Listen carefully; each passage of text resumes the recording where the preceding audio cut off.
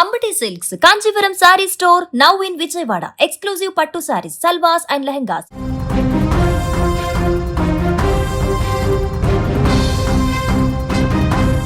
విశాఖ నగరంలో సంచలనం సృష్టించిన యువతి మౌనిక హత్య కేసు విచారణలో కీలక ఘట్టం చోటు చేసుకుంది.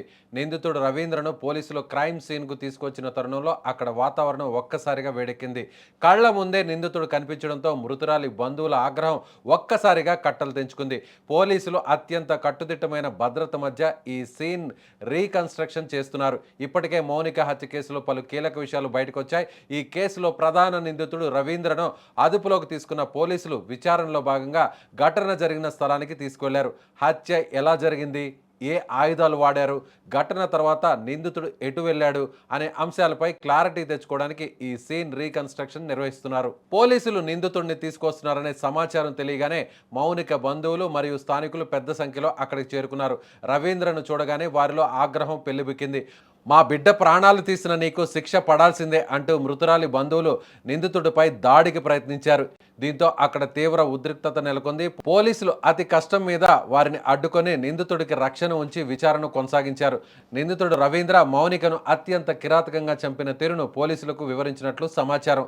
హత్యకు ముందు జరిగిన గొడవ, ఆ తర్వాత జరిగిన పరిణామాలను పోలీసులు రికార్డ్ చేశారు. ఈ కేసులో సాక్ష్యాధారాలు చాలా బలంగా ఉన్నాయని, ఫోరెన్సిక్ నివేదికలు, సీన్ రీకన్స్ట్రక్షన్ ద్వారా లభించిన వివరాలు నిందితుడికి కఠిన శిక్ష పడేలా చేస్తాయని పోలీసులు భావిస్తున్నారు. మరోవైపు ఒక యువతిని అన్యాయంగా పొట్టన పెట్టుకున్న రవీంద్రను కఠినంగా శిక్షించాలని బాధితురాలి కుటుంబ సభ్యులు డిమాండ్ చేస్తున్నారు. ఇలాంటి ఘటనలు పునరావృతం కాకుండా ఉండాలంటే త్వరగా న్యాయం జరగాలని స్థానికులు కోరుతున్నారు. పోలీసులు విచారణలో సేకరించిన ప్రతి చిన్న క్లూ కూడా ఇప్పుడు ఈ కేసులో అత్యంత కీలకంగా మారబోతుంది. నిందితుడిని పోలీసులు తిరిగి స్టేషన్కు తరలించడంతో అక్కడ పరిస్థితి ప్రస్తుతం శాంతించింది. చట్టం పరంగా వచ్చి ఏదో న్యాయం చేసుకుని వెళ్తున్నారు. తప్ప ఒప్ప తెలియపరచాలా? చంపడమేనా? అదే న్యాయమా? మాకు వదలండి, చెప్తామండి. మాకు వదిలితే అప్పుడు మేము కూడా చెప్తాం. ఆయన వదలండి, ముందు వదిలితే మేమే చెప్తాం. ఆయన వదలండి, ముక్కలు చేస్తాడు. ఆయన వదలండి. సమస్య లేదు, మాకు నమ్మకం లేదు. మాకు ఎవడో రాలేదు అప్పుడు. మాకు ఎవరి మీద నమ్మకం లేదు. ఆయన వదలండి. ఏ అమ్మాయిని చంపాడు కదా, మేము చూసుకుంటే వదిలేండి. మాకు నమ్మకం లేదు, ఎవరి మీదనే నమ్మకం లేదు.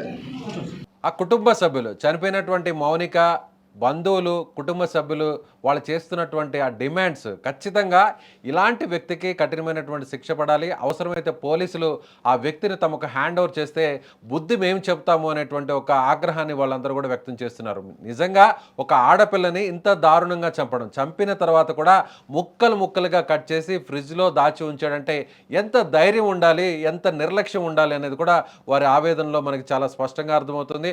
ఒక బాధ్యతాయుతమైనటువంటి వృత్తిలో నేవల్ ఆఫీసర్గా ఉన్నటువంటి వ్యక్తి ఇంత దారుణానికి ఒడిగట్టడం, అందులో కూడా తన వైఫ్ ఇంట్లో లేనటువంటి టైంలో అమ్మాయిని నమ్మించి తను వశపరుచుకొని నేరుగా ఇంటికి పిలిచిన తర్వాత ఒక్కసారిగా ఈ విధంగా హత్య చేసి ఎవరికి అనుమానం రాకుండా అంత దారుణంగా చంపిన తర్వాత ముక్కలు ముక్కలుగా నరికి దాన్ని ఫ్రిడ్జ్లో పెట్టాడు అని అంటే నిజంగా ఆ మృతదేహాన్ని ఏమనుకోవాలి? ఇలాంటి రాక్షసులు మన మధ్య కలిగి తిరుగుతున్నారా? మన మధ్య ఉన్నారా? మన ఇళ్లలో ఉన్నారా?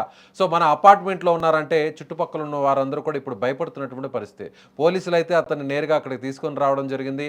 హత్య ఏ విధంగా చేశాడు, అసలు గొడవ ఎలా జరిగింది, ఏ ఆయుధాలతో హత్య చేశాడు, హత్య చేసిన తర్వాత ఏ వెపన్స్ యూజ్ చేసి అలా మౌనికను ముక్కలు ముక్కలుగా కట్ చేశాడో, నరికాడో అనేటువంటి విషయాలన్నీ కూడా పోలీసులు ఆరా తీశారు. సో ఎక్కడా కూడా నిందితుడు భయపడలేదు. జరిగినటువంటి ప్రతి సీన్ను కూడా రీకన్స్ట్రక్షన్లో భాగంగా అంతా కూడా పూర్తిగా వివరించాడు. అసలు ఎలా గొడవ జరిగింది, గొడవ తర్వాత ఏ విధంగా హత్య చేశాను, హత్య చేసిన తర్వాత ఏ విధంగా ముక్కలు ముక్కలుగా మృతదేహాన్ని నరికి కట్ చేసి ఆ తర్వాత ఫ్రిడ్జ్లో ఉంచాడు, ఆ తర్వాత ఎవరికి అనుమానం రాకుండా, దుర్వాసన రాకుండా ఉండడం కోసం ఏ విధంగా అక్కడ పర్ఫ్యూమ్స్ను కూడా యూజ్ చేశాడు. ఇలా ప్రతి విషయాన్ని కూడా చాలా డీటెయిల్డ్గా అక్కడ వివరించినట్టు తెలుస్తుంది. అయితే నేరుగా అక్కడ నిందితుడిని అక్కడ తీసుకొస్తున్నారు అనేటువంటి సమాచారం అందుకున్నటువంటి కుటుంబ సభ్యులు, స్థానికులు కూడా అక్కడ పెద్ద సంఖ్యలో రావడం జరిగింది. నిజంగా ఆ అమ్మాయిని చూస్తే మనం ఒకసారి విజువల్లో కూడా చూడొచ్చు, స్క్రీన్ మీద కూడా చూడొచ్చు ఎంత చక్కగా ఉందో మౌనిక నిజంగా ఇంత దారుణంగా చంపాడు అని అంటే ఎవరు కూడా తట్టుకోలేకపోతున్నారు. నిజంగా ఇంత చిన్న వయసు ఉన్నటువంటి యువతని ఇంత దారుణంగా చంపాడు,